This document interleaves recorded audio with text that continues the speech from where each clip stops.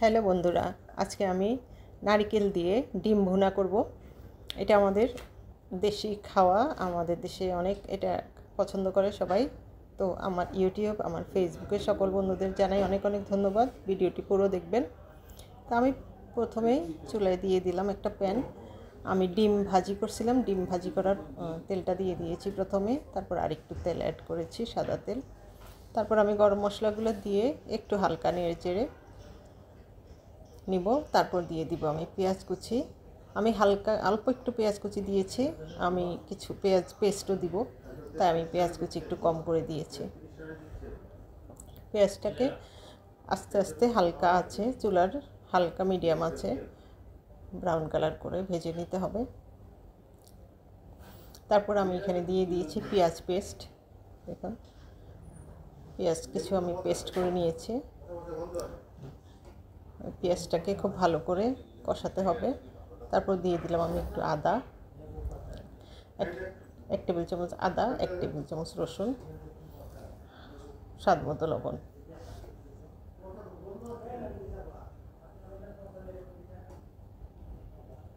তারপর আমি দিব একটু হলুদ আর সামান্য একটু মরিচ দিব।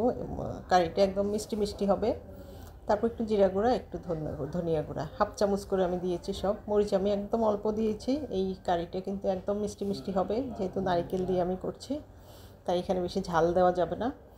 ঝাল দিলে কিন্তু তরকারির আসল টেস্টটা পাওয়া যাবে না। তো এখন মশলাগুলোকে খুব ভালো করে কষিয়ে নিতে হবে। চুলার মিডিয়াম লো আছে, যেন লেগে না যায় সেদিকে খেয়াল রেখে মশলাগুলোকে কষিয়ে নিতে হবে। তারপর আমি দিয়ে দিব এই যে আমি নারকেলগুলো ব্লেন্ডারে ব্লেন্ড করে ছেঁকে নিয়েছি। বেশি করে পানি দিয়ে ব্লেন্ডারে ব্লেন্ড করে নারকেলগুলো ছেঁকে নিয়েছি। আমি অল্প অল্প করে দিব, একবার দিয়েছি, আরেকবার দিয়ে আমি নারকেলগুলোকে কষিয়ে নেব।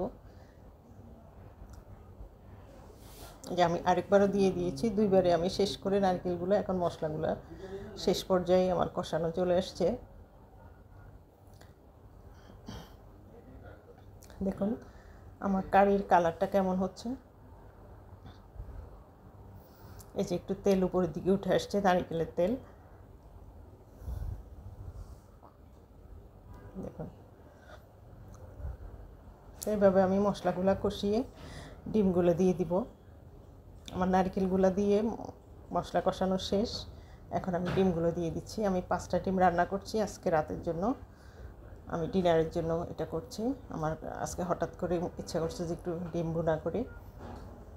আমার মেয়ের খুব পছন্দের একটা কারি এটা, কারণ মিষ্টি মিষ্টি লাগে, সে খুব পছন্দ করে। তারপর আমি দিয়ে দিব সামান্য একটু পানি দিয়ে হালকা আঁচে বসিয়ে রাখবো। এই যে সামান্য একটু পানি দিয়েছি, এখানে কিন্তু বেশি ঝোল থাকবে না।